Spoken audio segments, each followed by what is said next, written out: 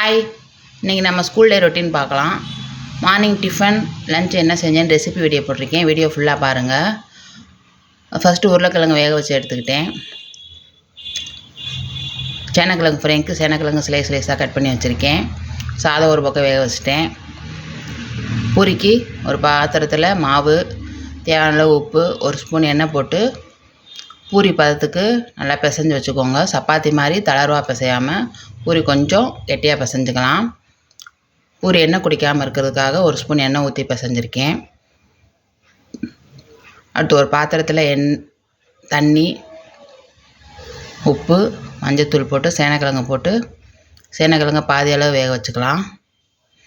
பூரி மசாலா செய்ய 2 ஸ்பூன் எண்ணெய், கடுகு உளுந்து போட்டு கடுகு வெடிக்கவும், கடல் பருப்பு லைட்டாக ஃப்ரை ஆகவும், ஸ்லைஸாக கட் பண்ண வெங்காயத்தை போட்டு வதக்கிக்கலாம். உங்களுக்கு காரம் எவ்வளோ தேவையோ அதுக்கேற்றாப்புல பச்சை மிளகாய் போட்டுக்கோங்க. கருவேப்பிலை போட்டு நல்லா வதக்கி விட்டுக்கோங்க. சேனக்கிழங்கு வெந்துடுச்சு. அது தண்ணி இல்லாமல் நல்லா வடிகட்டிட்டு தனியாக எடுத்து வச்சுக்கோங்க. பூரி மசாலாவில் கொஞ்சமாக மஞ்சத்தூள், வேக வச்ச உருளைக்கிழங்கு போட்டு கிளறி விட்டுக்கோங்க. உருளைக்கிழங்கு பொடியாக கட் பண்ணி போட்டுக்கலாம்.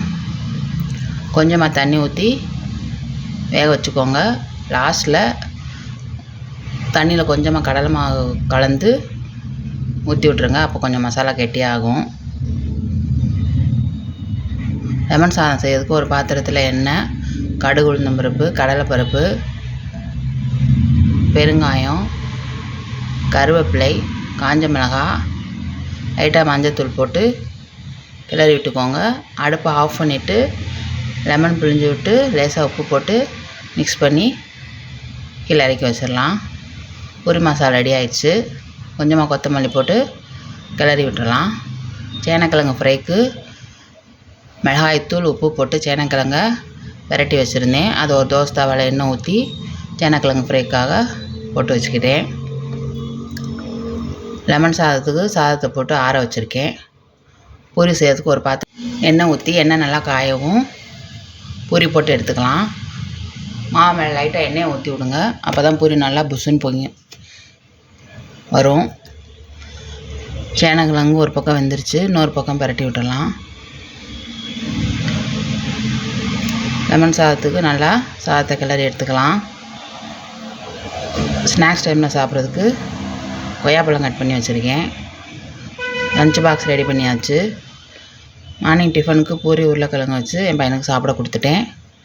அடுத்து எங்களுக்கு சேனக்கிழங்கு தனியாக செஞ்சேன். எண்ணெய், கடுகு உளுந்தம்பருப்பு, சோம்பு, கிழங்கு போட்டு கிளறி விட்டுக்கலாம். கருவேப்பிலை, மிளகாய்த்தூள், கரம் மசாலா, தேவையான உப்பு போட்டு நல்லா மிக்ஸ் பண்ணி விட்டுக்கோங்க. மீடியம் ஃப்ளேமில் வச்சு கிண்டிக்கிட்டே இருந்தோம்னா 1/2 ஹவரில் நல்லா ஃப்ரை ஆகி வந்துடும்.